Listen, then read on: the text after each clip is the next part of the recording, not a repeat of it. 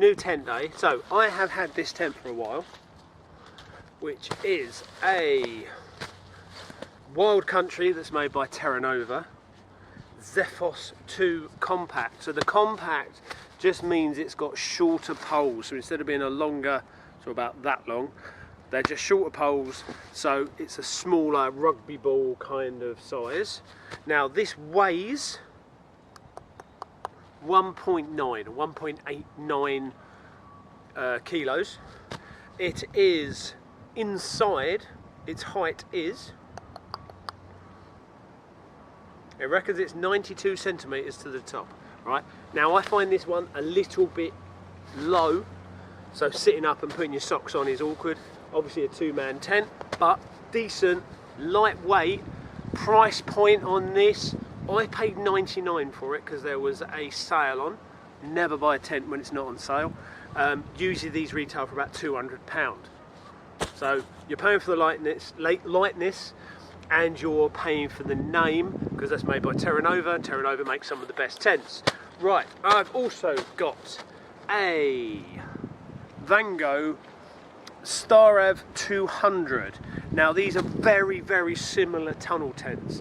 Now some of the issues I've had with that hopefully will be remedied by this. Now this is going to take a little bit more abuse and we'll talk you through it in a second. So speckies on it. It weighs, I think, yeah, 2.2. No, total weight is 2.4 kilos. So that's 2.4 kilos. Doesn't really feel it. Obviously a bit longer, a bit harder to pack. But if you took the poles out, slipped them down the side of your bag, that would squish down. Yeah, so comparing pack size, yeah, quite a bit of difference, right? This is also a £200 tent. Let's have a look at the specs on it. So inside it is supposed to be a metre, so another 100 mil on top. All in one, so it'll pitch with the fly sheet, same thing. It's a tunnel tent, 70 denier polyester, inner tent breathable polyester, 70D 600 hydrostatic head polyester for the ground sheet, Powerlite poles, trail weight 2.2 kilos, total weight 2.4, and then pitch time 10 minutes. Seems a long time to pitch a tent. So I'm going to put up both of these and then we'll talk around and show you its features. So quite like the bag of this, so it opens out that way rather than going in the end. So you've got poles, pegs. Pegs look decent as well. So nice strong pegs, aluminium as well. So I'm going to set them both up and see you in a bit.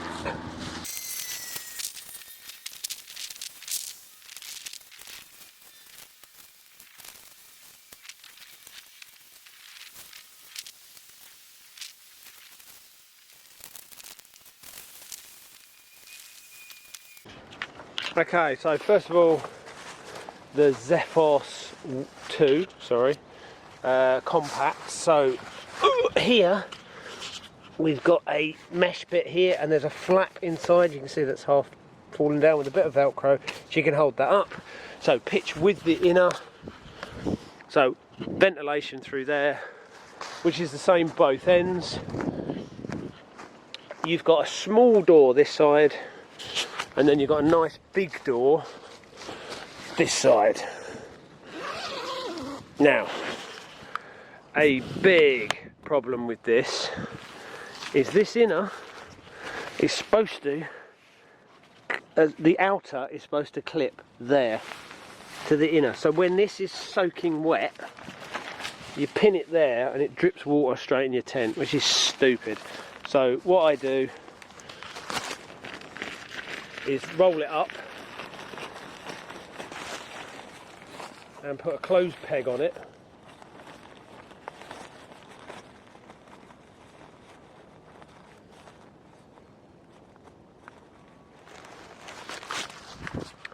Like that. So I just stick a closed peg on it and that stops it unrolling, and I can set it to any height then. So it's a double zip, so you can open it from the top as well to let more ventilation in. So you've got a ventilation at the back there, and then you've got another inner ventilation This is supposed to be 2-man, but so if I sit up, yeah, my head is touching the roof, yeah. So I'm 5'11", 6 foot. My head is well touching it. So things in the morning like putting your socks on, a bit difficult, yeah. So then these are just nice and simple, bush like that, and you can see outside. Bit annoying when you're in here because you can't get to the outside ones. You have to unzip all this to get to it, but is what it is. Now, in windy conditions is where, so this is supposed to be able to take a bit more of a beating, right? But in windy conditions, this is really flappy. You can see, yeah. So that's sort of, obviously I've still got guy lines to put on, but there's, I don't know, there's just no way of properly tightening this. It just seems to be baggy all of the time. Sheds water fine, it's not an issue, but it's just the wind. I don't know, I just like something nice and taut and stretched out, but you know, you could just sit there playing with it for ages and moving the guy ropes all around, and when you're going on uneven ground, it ain't the best either. So with that, let's look at the strap. Now this is a lot heavier, obviously, but first of all, where instead of having this single pole, now on the Vango Nevis, that's a real weak point where the pole can stab through. But this, if you look under there, has got, it's very well reinforced. But this has got a hoop. So it's a 3-hoop tunnel tent rather than, yeah. So that's always going to be a lot tighter, so that's looking good. Only entry from one side, so I haven't got a door this side. And usually where the name is where your door is, but it's not. So we come around this side, and we got the name this, oh, made me strap. And then we got the door this side. So this is the first time I even looked inside this tent. So I got this off of Wiggle, which is a cycling. Now hopefully the inner was already, so is it a double zip? Doesn't feel like it. No, that's the end. We can roll this up. And then we've got elastic, which is nice. Snap that into there. Right, and that's come out of that. Now, it's got a tension band system in it. So when it's really windy, there are tension bands here that you can tighten up. Let's have a look and readjust that. Okay, so that just slides down that way. So let's do them up.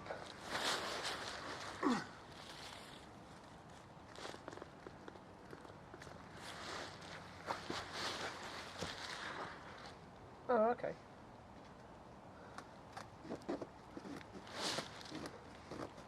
There we go.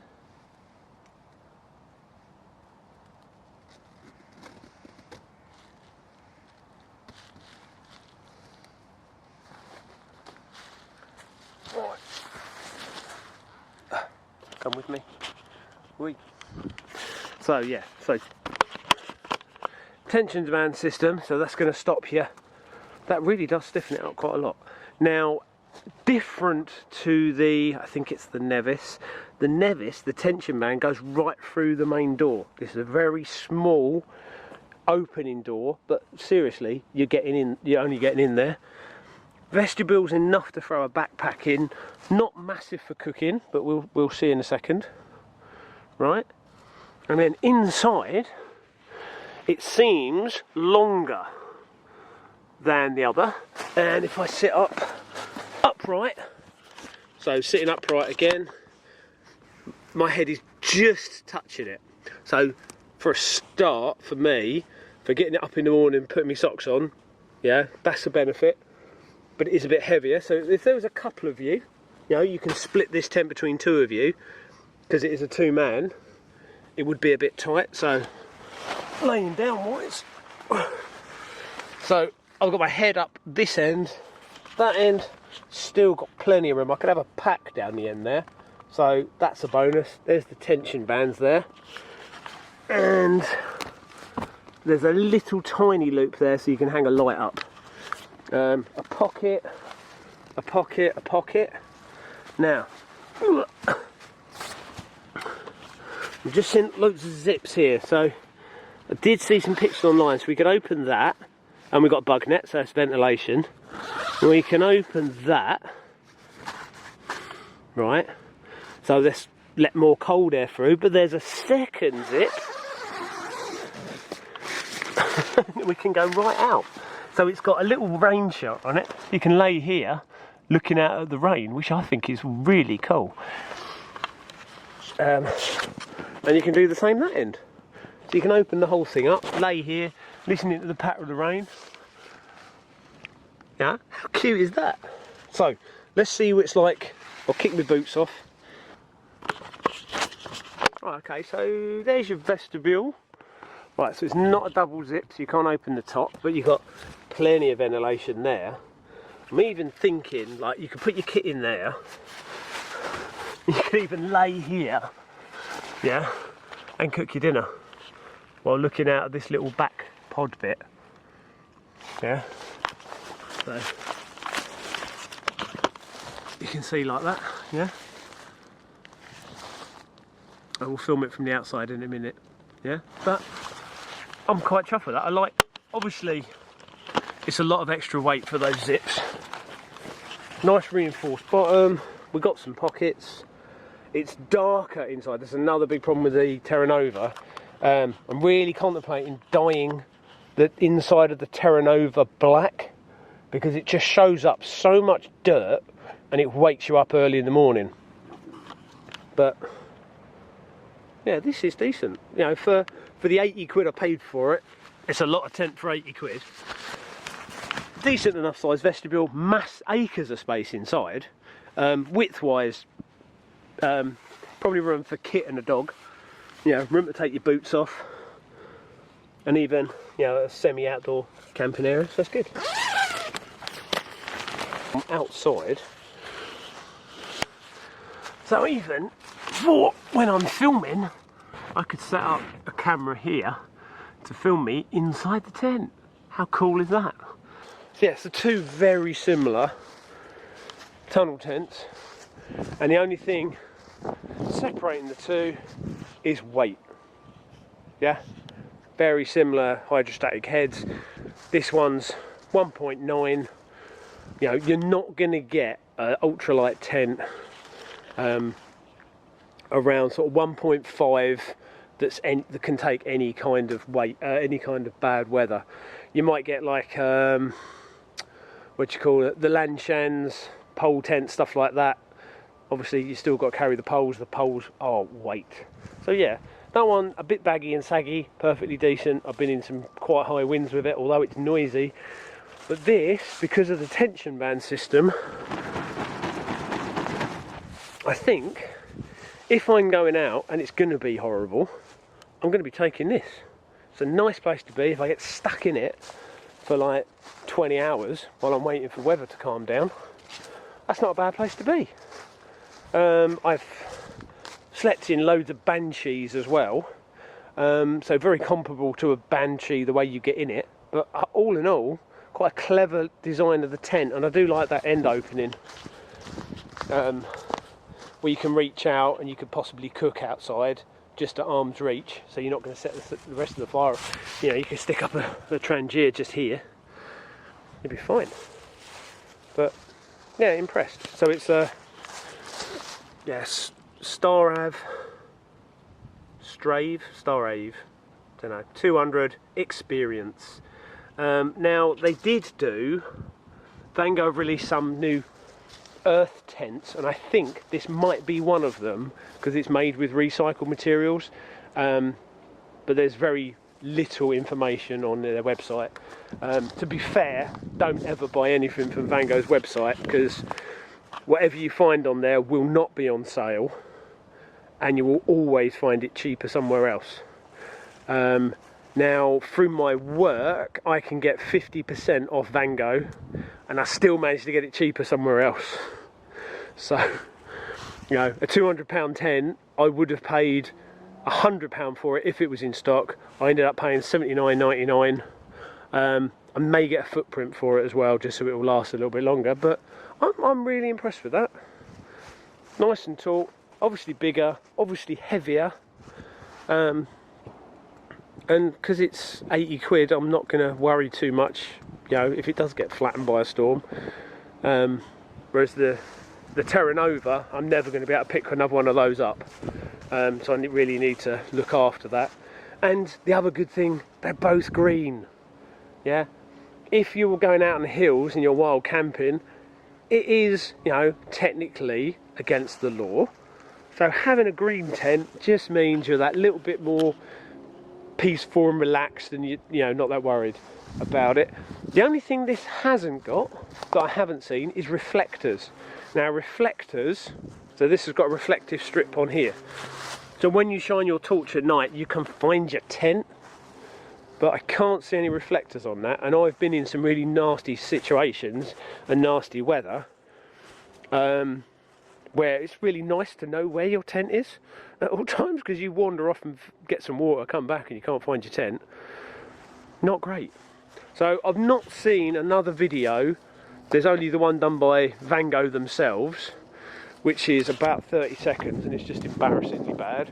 So there you go. Comparing the two tents, I thought that was sort of a relatively good idea. So you see there, without the poles, they are very comparable for size. So they would both sit sideways in a bag at the bottom rather than taking up too much space. And then you can just slide your poles in separately because they're a bit longer. But yeah, very impressed. This is definitely a lot more robust. If you're going to be doing a lot of wild camping, go for the Vango, to be fair. Zephos, it's the bottom of the range of Wild Country, is the lower range of Terra Nova, so you'd go for sorry, I'm just looking at a buzzard.